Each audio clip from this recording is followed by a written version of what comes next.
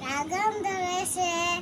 আমরা ড্রাগন আমরা দাদাকে দাদা ভাইকে একটা দিল, আমরা একটা খাবো।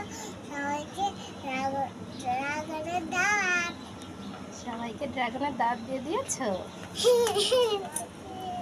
খুব মজা মা। গাছে ড্রাগন ধরেছে, এই যে 2টা ড্রাগন পেকেছে। খুব খুশি তারা, রুকাইয়া রুহাইমা। বলে কবে তুলবে, কবে খাবে।